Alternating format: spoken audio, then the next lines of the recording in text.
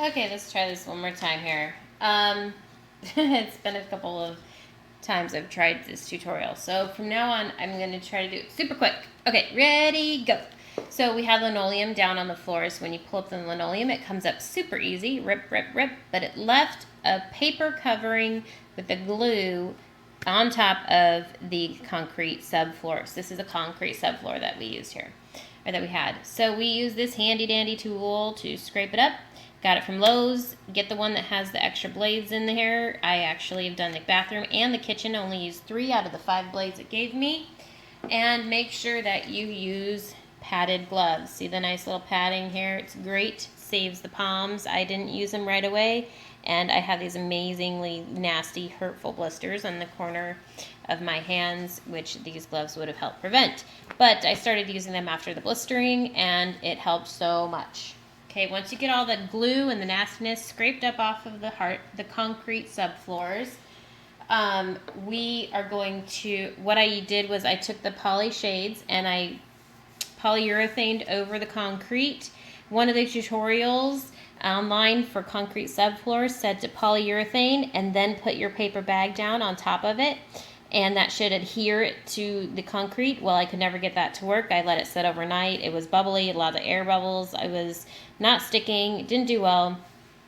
And so the next tutorial, number 2, that I found online was to use a mixture of the glue that I'll describe later.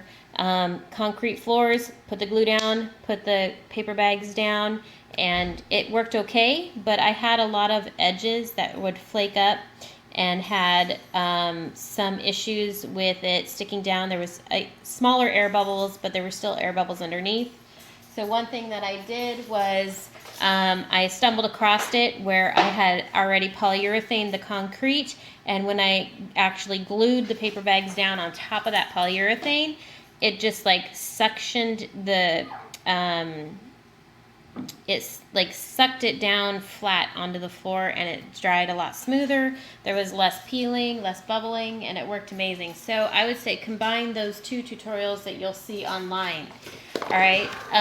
The thing that I use to stain the paper bags is the Minwax poly shades. I had some black left over, but I mixed a little bit of black with the antique walnut to match another flooring in our house. It worked out great. And how we started with the paper bags was you rip apart paper bags. You want these non-straight edges. That's what makes it beautiful. The straighter edges, this one's torn, but it's kind of straight, is just not very appealing when you have that right in the middle of your room. So you can lay that down and then cover it with another piece, or you can butt that directly up next to the wall or the baseboards or the sub under the cabinets, wherever you're doing that. Okay, so you start off with the brown paper bag. After you've prepped your floors, you start off with a brown paper bag, and then you wrinkle it. Oops, sorry, that's my makeshift paintbrush.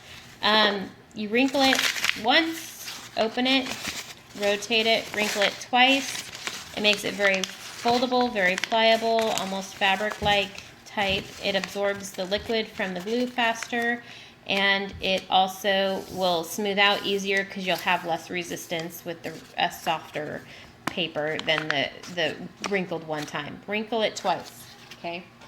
From there, I took the poly shades, polyurethane, and painted all of them individually. I did not glue them down to the floor and then stain it, which is what a lot of people have done in the tutorials online. And the main reason I didn't do it that way is because of this particular piece here. I had gotten some of the glue on this piece of paper bag prior to staining it, and though I'd be putting a gloss over this, the gloss isn't what I'm looking at. It is the color variance between the stain or the non-glued area and the non-glued area and the glued area. I wanted to avoid any issues with that in the future. In case I had missed a spot with the glue and it would absorb this and it would turn dark like that versus light like that. I just didn't want deal with it. So I pre-stained them all before gluing them down. So now we have a clear or a polyurethane concrete floor, which we talked about, and you've stained all of your pieces of paper.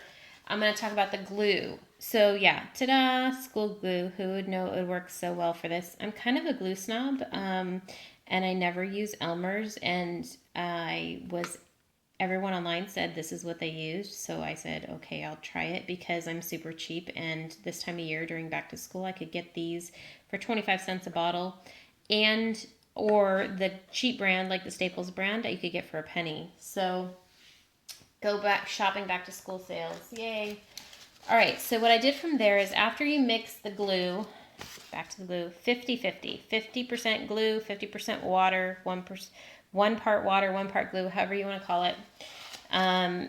Once you mix that up really well, then you start with 1 piece of paper bag upside down so you have the back non-sealed side, okay? Then you put the glue over it, and then I would put another one on it, and I'd put the glue over it, and then I'd put another one on it, and I'd put the glue over it, and I'd put another one on it, and you get the idea. I did it about 10 to 15 pieces at a time like this. Then I took them and I flipped them the opposite direction to a new pile. Put the glue over it, put the glue over it, put the glue over it. You can use a brush or your hand, either way, and put the glue over it. And what that did was it allowed time for the glue to seep into the paper, making it super pliable, nice and soft and smooth, and it went on the floor a lot better once it had time to soak in. Okay, then when you're putting it on the floor, I have this amazing handy little tool, which I can't seem to find. It was just here a second ago. Oh, you're kidding me. It's called a brayer, and it's a crafting tool, and we use it for stamping and inking in crafting worlds. So you can find these at Michael's probably as well. And after this was all gluey and gross and soggy, you lay it down where you want it, and then you can smooth it out with the brayer. You can also use your hand, but I just found the brayer gave it a more it squeezed it onto the concrete, polyurethane concrete below, allowing it to stick better because it has this smooth surface, whereas my hand rubbing it on like that as hard as I could just still didn't give it a solid pressure. Okay, so I use the brayer for that. And then from there, you let it all dry.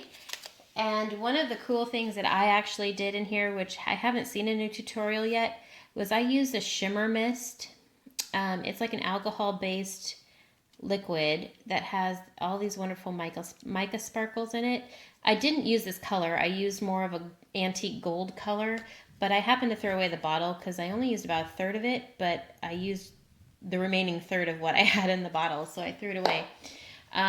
But let me show you what the floor looks like with the sparkles in it.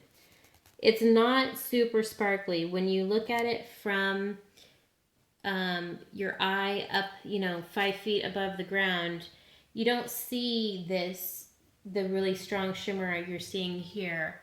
But it does add dimension to the floor. So it's really nice, and it does give it just a little bit more sparkle and shine, which is really cool. And the nice thing about the Shimmer Mist, you can find them at Michael's, Hobby Lobby, anything like that. They're about $4 to $6 a bottle. You can buy them with a coupon if you print it out online or have the app. It's super easy application. So I just misted about a foot to 9 inches to a foot above the floor. Just mist. And it turned out an amazingly easy application. It's alcohol based, so it dried super fast. Okay. Then what we did from there was I used the Minwax Fast Drying Polyurethane gloss. I did about 2 coats of it. Did 1 coat, let it dry. It says 3 to 4 hours. I let it dry a little bit longer. in between coats, but it just depends on how thick you put it down and how, I used a brush, so it probably went on thicker than a roller would have done. I don't know. So whatever, it took a little longer to dry than 4 hours, but did one coat, did a second coat, and then I sanded it with this simple sander. And what that did was it kind of smoothed things out, like around the rough edges of the seams where a new piece overlapped another piece. There might have been a little bit of lifting up. That sanded that part down. And one of the benefits to overlapping your pieces, which I didn't mention earlier, when you're applying 2 pieces down on the ground, you want to overlap them by about 1/2 inch. You don't want to butt them up next to each other, because when they're wet with the glue, they expand, and then when they dry, they shrink. So they will shrink, they will dry with a crease in between them. So since you're overlapping, if you have a little piece sticking up, like that for example, then you go to sand it down later after a couple of coats of poly, that piece will just come right off, and then it will be nice and smooth. And there, you don't have to worry about showing the concrete underneath or creating a hole in the floor.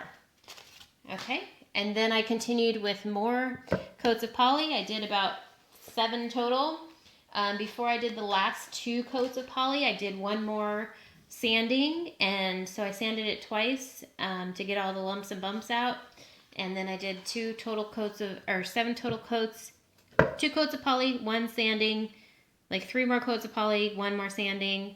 And after you sand, make sure you clean it up with a sponge really nicely. And then 2 final coats of poly, letting it dry. And now this is the final result of my bathroom floors. So those of you who have been asking all the questions, so you can see some of the shimmers right in here. These are my floors, yay! I still have to put the all the trims back and make my bathroom look pretty, so I won't give you a total picture of the bathroom yet, but super excited. I hope y'all enjoyed this tutorial, or not, kind of tool tips, I guess.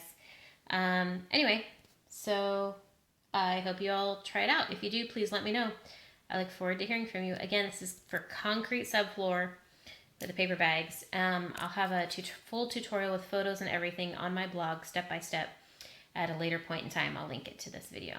Have a great day. Bye.